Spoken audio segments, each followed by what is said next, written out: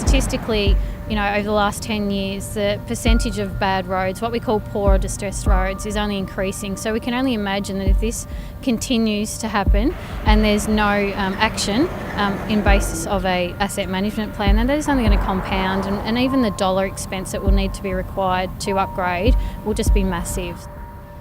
You're only 2.5 hours from Melbourne, but you genuinely do feel like you're on the other side of the world sometimes with these issues, because you do feel forgotten about. The roads haven't improved as long as I've been living here.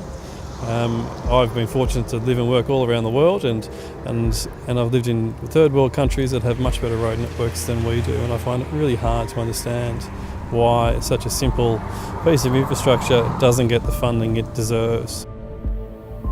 The dairy industry here in the southwest, here in Corangamite, it's the third largest within the nation. So it's a pretty massive industry to have here in Cobden, let alone Corangamite. So there is a big push for high productivity vehicles being used here in Corangamite Shire. But at the other hand, we need to have the roads that can actually withstand those type of trucks on the roads. It's dangerous, very dangerous. I'm surprised we don't have more accidents in the area. Certainly good drivers has got a lot to do with it, that know the area and experience with driving heavy vehicles in these sorts of conditions. Unfortunately, we've kind of got used to it. So we've got over 2,000 kilometres of roads, and they sit at 2% of that is either poor or distressed.